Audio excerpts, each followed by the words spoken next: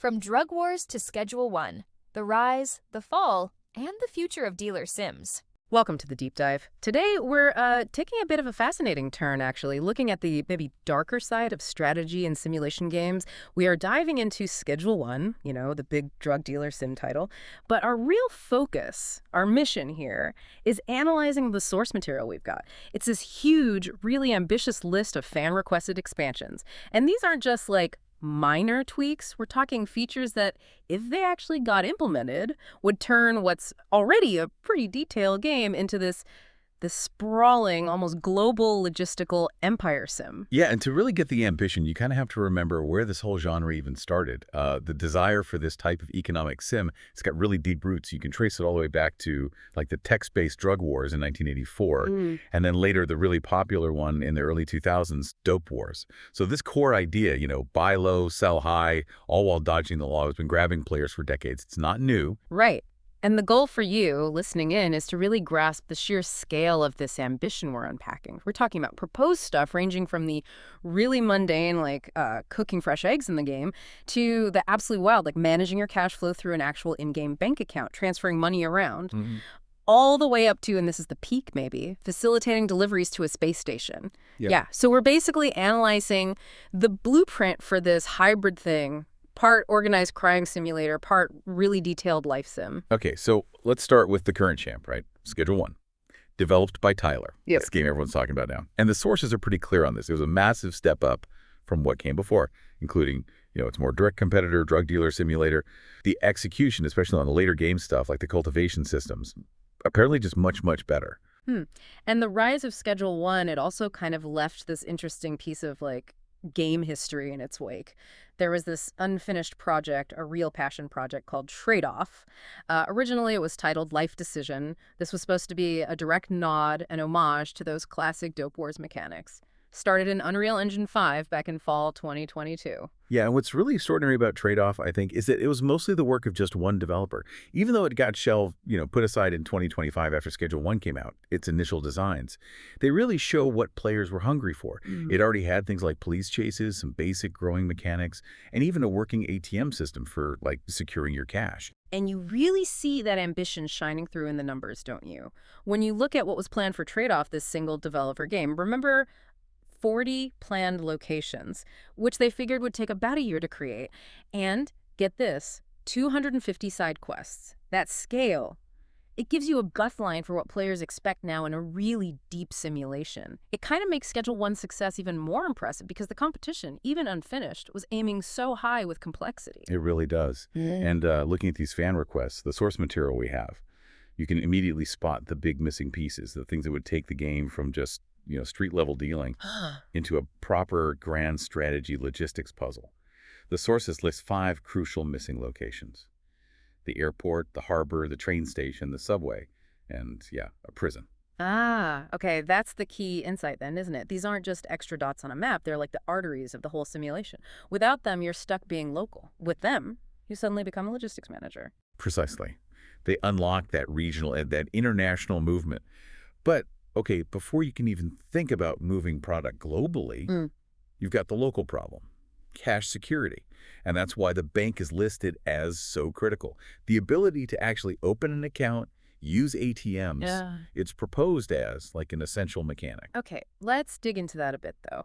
If you can just transfer cash to your bank account immediately after a deal, specifically, as the source says, to stop cops seizing it if you get searched, doesn't that kind of fundamentally undermine the whole the risk profile of a crime sim? You've basically removed the biggest penalty for getting caught, losing all your money. That's a great point. It really raises that classic game design question, right? Balancing fun versus realism. The way it seems to be framed is that this mechanic creates this sort of high-stakes, real-time mini-game, the race to the ATM. So you mitigate the financial loss if you make it, but you're constantly visible, you're exposed while carrying large amounts of cash to the bank. The risk shifts maybe from getting arrested and losing it all to maybe getting robbed or jumped before you can deposit it. Okay. That's a fascinating way to think about it. Shifting the risk point.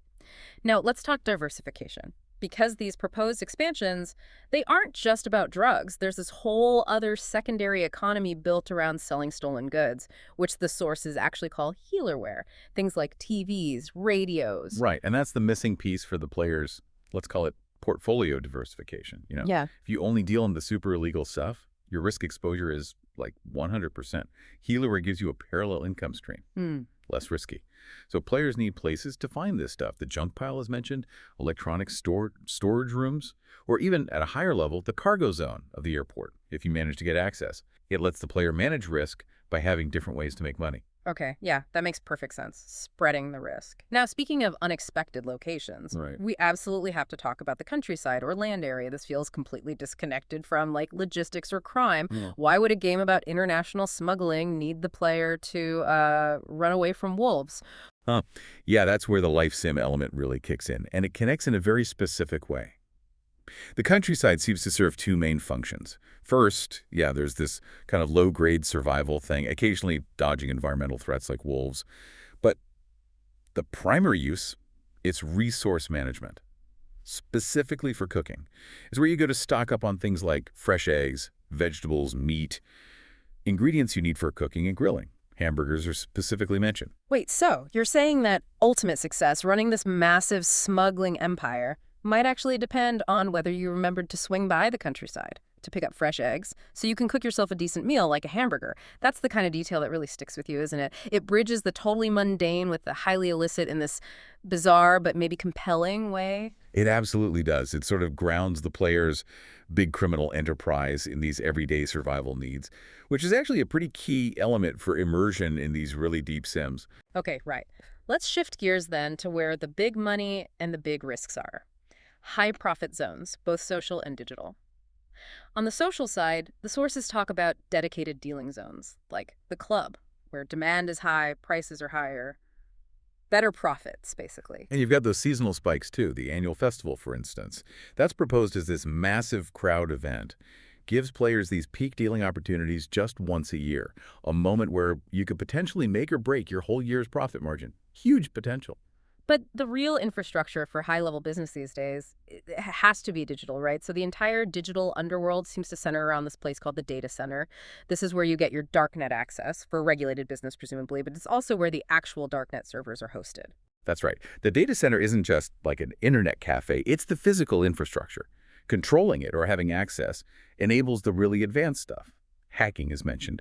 And crucially, earning money through crypto mining, which creates this sort of legitimate, maybe passive future income stream, something that can just tick along in the background, contrasting with the high-effort, immediate cash you get from dealing. Okay, so once you've got your digital setup secure, the next logical step is global, right? Escalation.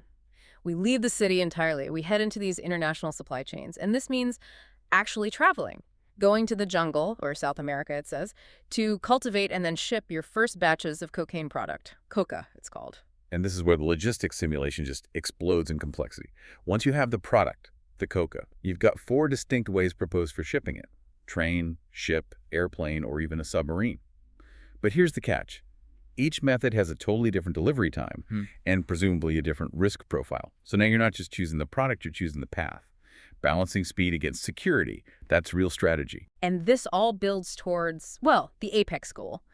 The ultimate achievement the fan community seems to envision, this high-tier, super expensive, but massively profitable ability to deliver illegal goods to a space station. That takes the simulation from, intercontinental to, interplanetary smuggling. It gives you that ultimate endgame goal, doesn't it? That high-risk, high-reward thing players need to feel like they've truly mastered the whole global supply chain. But no matter how big you get, how successful, the risk of getting caught, of arrest, it's always there. Constant threat. And the consequence sounds absolutely brutal. The sources really emphasize this. If you get searched by cops and you're carrying illegal goods in your main inventory, you go straight to prison. Boom. And you lose all of that inventory, everything you were carrying. It's a complete wipeout. Financially, logistically, devastating. Which brings us, I think, to maybe the most memorable risk mitigation detail in the entire source list. It's very specific.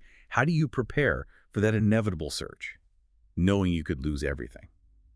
The system proposes this hyper-specific retention mechanic to successfully avoid losing everything during a police search. The player apparently has access to 2 dedicated inventory slots, located in a very specific, very discrete internal cavity. Wait, hold on. You mean the player can effectively hide 2 inventory slots worth of product inside their rectal cavity? The PO, as the source might imply. That is the specific detail provided in the source material. Yes, POE is the term used. It's presented as this high-stakes, extremely specific solution to that total loss consequence. It kind of acknowledges the grim reality of smuggling, right? That desperation leads to some pretty inventive retention methods.